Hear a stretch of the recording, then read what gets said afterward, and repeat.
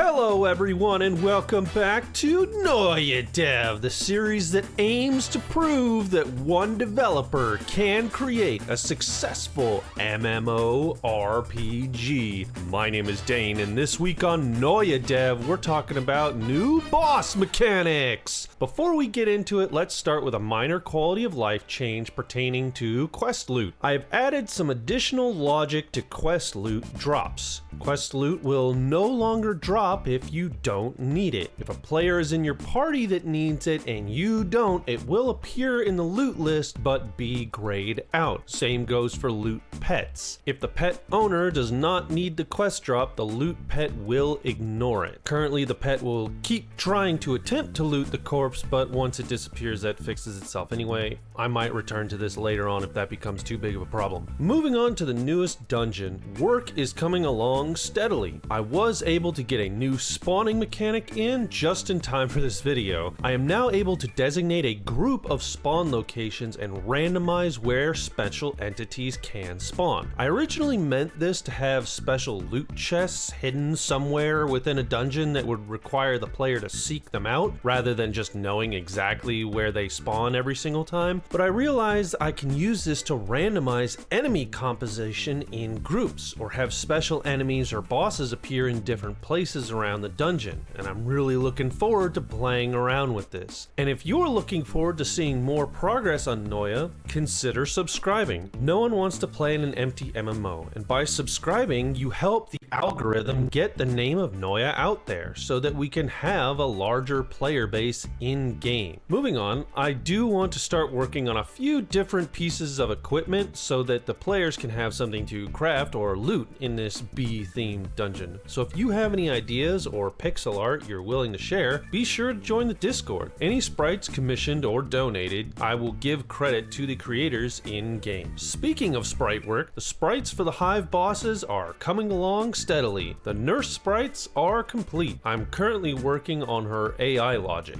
The nurse is a fairly straightforward fight. She is supposed to try and stay away from the player as much as possible while spawning additional adds to the fight. Fine-tuning how many adds that is an ongoing process. The behemoth has one of his signature attacks, this 3-hit slam, as well as his add summoning spots. Getting the logic to spawn adds from a specific spot was interesting to say the least, but I did get it working eventually. The behemoth will spawn honey elementals from these honey pools. I don't have a sprite for the honey elementals in game just yet, but once spawned, the honey elementals will slowly make their way towards the behemoth, and if they reach him, bad things will probably happen. So don't let them do that. If these boss rooms look a little too small to facilitate a full-on boss fight, you are correct. I made all of these rooms before the sprites were done, so I didn't really have a sense of scale yet. I will be taking these boss room themes and scaling them up dramatically. That being said, the Hive Queen's room will still have these 2 large pools of honey on either side, forming a large land bridge in the center. This narrow space will play a key role in area denial during the fight with the Hive Queen, namely with the Hive Queen's signature attack, this big wind gust knockback. If the players find themselves to either side of the Queen when this attack occurs, they will most likely find themselves waist deep in honey and far from shore. The sprite work for this is done, and as always, looks amazing. I had a lot of fun with this attack particle effect, and it looks like a localized hurricane, but the knockback mechanic itself was a bit of a nightmare. I wanted to get a knockback style effect in game for various reasons. Bosses to use against players, or players to use against other monsters, but that was easier said than done. Hitting an enemy and reducing its HP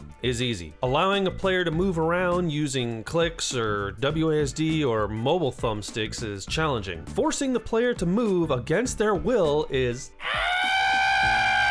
See, the player's position updates every single frame using a system called the nav mesh. This system is built into Unity. It is how computer-controlled AI entities know where they're allowed to move. This blue area is all the places they are allowed to go. You get AI entities to move to a new location by calling this try navigate function, and players use vectors to move when holding the WASD or arrow keys. Interrupting the nav mesh agent in order to knock an entity entity around is like unraveling a tangled ball of Christmas lights. Out of the box, there is only one way to force an entity to move: warp.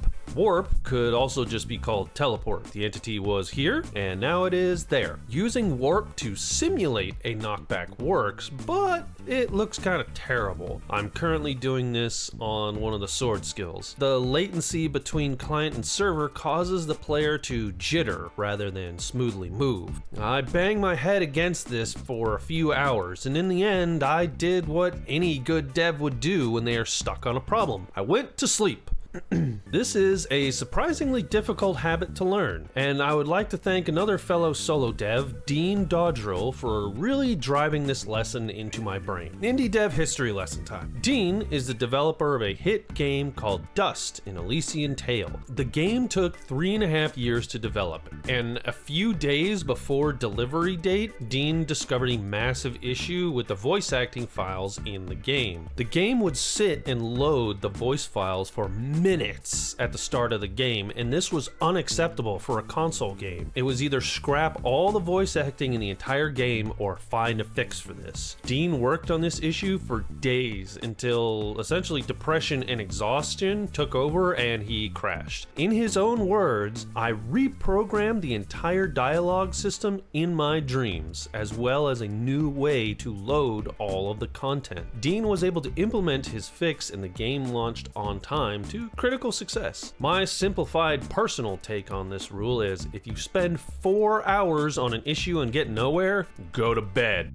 So back to our knockback mechanic. When I woke up, I thought to look at how the server allows the player to interpolate movement via the nav mesh agent. And wouldn't you know it, there it is, Agent Velocity. A quick revision to the knockback effect, and ta-da! It looks better, at least the movement does. It isn't jittery, but there are two issues. Number one, the player rotates to face the direction it's traveling. We don't want that, it just makes it look like you're running away. And number two, adjusting the speed of the player on the client causes the server to get angry and rubber band the client backwards if it moves too quickly. So let's test this.